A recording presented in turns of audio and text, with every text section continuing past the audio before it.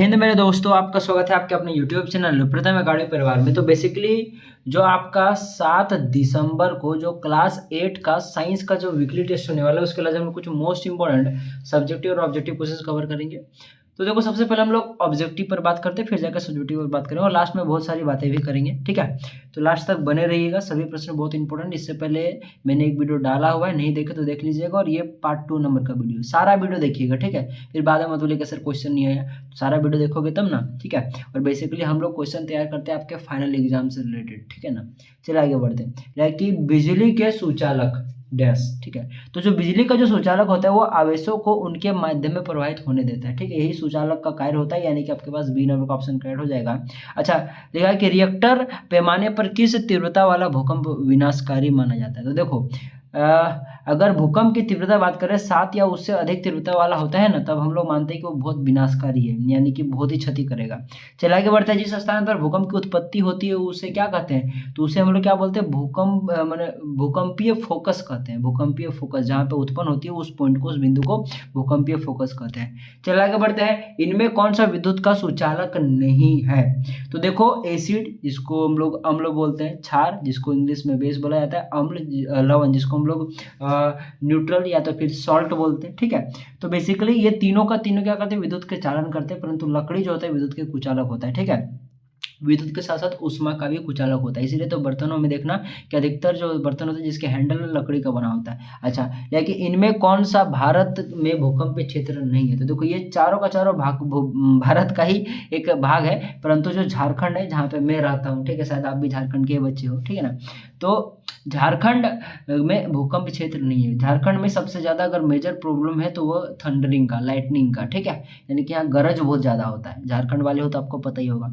चलिए आगे बढ़ते हैं। जब किसी आवेशित वस्तु को हाथ से छुआ जाता है तो वह अपना आवेश क्यों खो देती है, तो बताओ। जब भी कोई आवेशित वस्तु, जैसे कि आप लोगों ने देखा होगा सॉरी, जैसे कंघी को अगर बाल में रगड़ोगे, थोड़ा रगड़ना जोर से जगह, ठीक है, और उसको छोटे छोटे कागज के टुकड़ों पर जाके सटाना, तो देखना क्या हुआ कि वो थोड़ा देर के लिए, मैंने समझो कि वो कागज को खींचेगा। ठीक है, चीज़ें समझ में आ गई।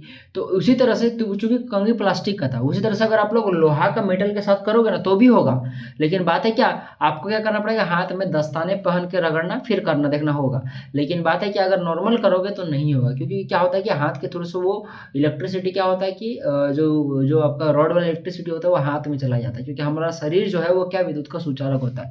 तो वही चीज़ यहाँ पे लिखा हुआ है कि देखो कि जब हम किसी आवेशित वस्तु को हाथ से छूते हैं तो वह अपना आवेश खो देता है, क्योंकि मानव शरीर जो होता है विद्युत का क्या होता है, सुचालक होता है।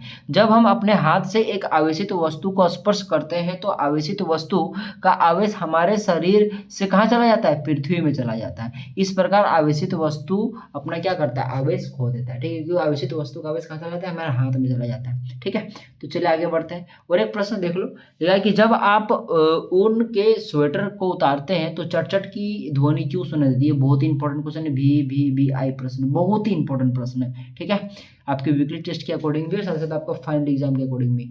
चलिए आगे बढ़ते हैं। इससे फाइनल एग्जाम तो आपका ऑब्जेक्टिव होगा, नोटिस वगैरह तो आ चुका है, पर फिर भी बहुत इंपॉर्टेंट क्वेश्चन है। तो बोला है कि शरीर के घर्षण के कारण, देखो स्वेटर उतारोगे तो जाहिर सी बात है शरीर से सटकर ही निकलेगा। ठीक है, यानी कि घर्षण होगा। तो शरीर के घर्षण कारण क्या होता है कि स्वेटर जो होता है वो आवेशित हो जाता है। जब हम उसे उतारते हैं तो यही आवेश होता है वो छोटे छोटे स्फुलिंग मैंने समझा, चिंगारी जैसा के रूप में वायु में विसर्जित हो जाता है। यही क्या कहलाता है, और इसी कारण से क्या करते हैं, चट चट की ध्वनि भी सुनाई पड़ती है। ठीक है, तो यही कारण था।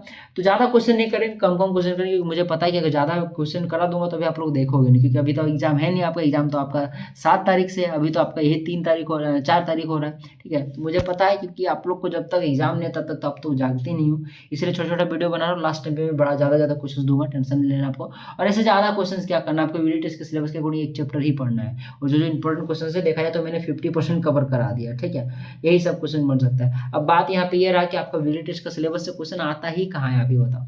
अब बात है कि कभी भी जहाँ मन तहाँ से पी के क्वेश्चन दे देता है, तो मैं क्या, कोई भी क्रिएटर आपका क्वेश्चन नहीं भिड़ा पाएगा। ठीक है, पर हमारा मेन काम वीकली टेस्ट नहीं है, हमारा मेन जो फोकस होगा आपको फाइनल एग्जाम को लेकर चल रहे हैं हम लोग। ठीक है, इसीलिए हम लोग वीकली टेस्ट के सिलेबस के अकॉर्डिंग ही पढ़ा रहे हैं। बोले सर जब फाइनल एग्जाम का अगर आप लोग तैयारी, फाइनल एग्जाम को पकड़ कर अगर आप लोग तैयारी करा रहे हो तो फिर आप लोग वीकली टेस्ट का सिलेबस क्यों कवर करा रहे हो। तो देखो बाबू, वीकली टेस्ट का जो आपका सिलेबस है ना, नो डाउट कि आपका वीकली टेस्ट का सिलेबस से क्वेश्चन नहीं आ रहा है वीकली टेस्ट में, परंतु वीकली टेस्ट का जो सिलेबस है वो नो डाउट बहुत ही अच्छा सिलेबस आपका डिफाइन किया गया है। यानी उस प्रकार से अगर कोई बच्चा पढ़े तो आपका फाइनल एग्जाम में बहुत अच्छा नंबर आएगा। इसीलिए हम लोग वीकली टेस्ट के सिलेबस पर ज़्यादा ध्यान दे रहे हैं। भले आपका वीकली टेस्ट में क्वेश्चन आ जाए कोई दिक्कत नहीं, पर आपका फाइनल एग्जाम इसी प्रकार के प्रश्न आएंगे, ठीक है।